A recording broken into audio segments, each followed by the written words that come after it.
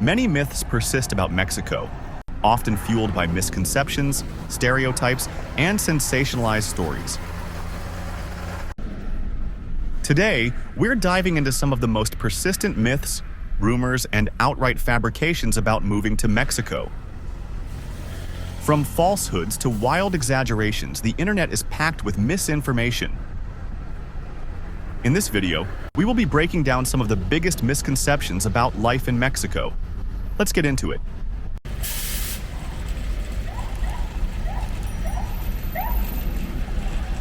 One common myth is that Mexico is an inherently unsafe place to live or visit. While crime does exist, as it does everywhere, much of the violence is tied to specific areas and activities, such as drug cartels. Many regions, particularly tourist destinations and expat communities, are relatively safe, and crime rates in some parts of Mexico are lower than in many U.S. cities. The U.S. State Department warns that crimes like homicide, kidnapping, carjacking, and robbery are common in Mexico. But let's add some context. If you're a Canadian moving to Mexico, you might notice an increase in crime. However, if you're coming from the United States, you may actually find Mexico safer, unless you involve yourself in drugs or cartels, which account for most of the high murder rates. While targeted kidnappings of tourists do happen, they are extremely rare. In fact, you're statistically more likely to experience violent crime in the U.S. than in Mexico.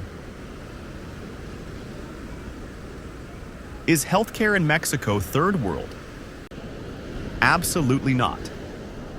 Mexico's healthcare system is excellent, affordable, and accessible compared to U.S., and medical tourism is booming. It's not just for dental work or cosmetic surgery.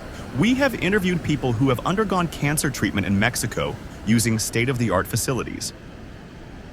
The equipment is modern, and some clinics even outshine those in the U.S. In one personal experience, I had some dental work done for just $20, including medication. Does your American car insurance work in Mexico? No, it doesn't. If you're driving across the border or renting a car, you'll need Mexican car insurance. Don't rely on your U.S. policy or credit card coverage. They typically won't satisfy Mexican legal requirements. Rental car companies often require you to purchase their insurance, which can be pricey. If you're driving your own car, you can buy Mexican insurance online for a day, a month, or even a year. For example, my yearly liability insurance policy cost me about $150. Next myth is that Americans and Canadians can't own property in Mexico.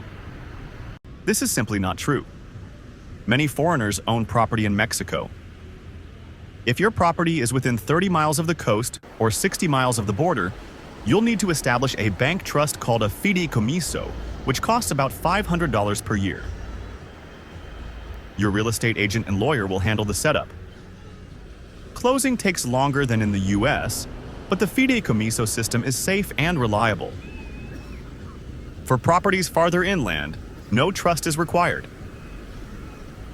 I'll be making a detailed video about this process soon. Can you get a 180-day visa? Yes, you can.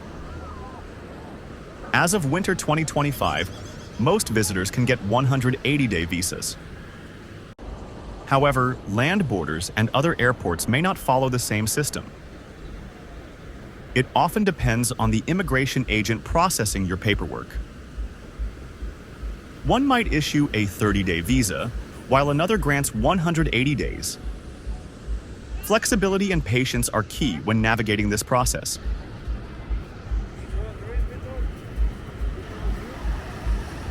Can you get any prescription drug in Mexico? Pharmacies in Mexico operate differently.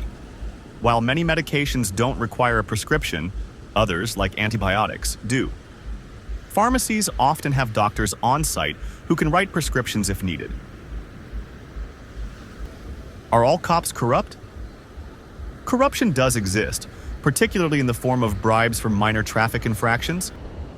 It can be intimidating, but it's often a bluff. Some people pay a small bribe, about $5 or $10, while others request an official ticket or opt to visit the police station. Every situation is different, so use your best judgment. Is Cinco de Mayo a Mexican holiday?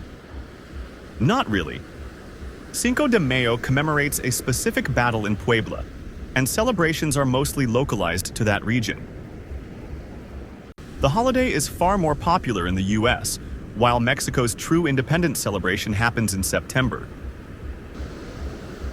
Did Mexico pay for the wall? Of course not. However, Mexicans are famously polite and might say yes to almost anything without intending to follow through. This cultural nuance can make communication tricky, but learning when yes means no is an essential skill for living in Mexico. If I missed any other myths or misconceptions, let me know in the comments. And don't forget to hit like and subscribe so you will not miss any future videos. See you soon.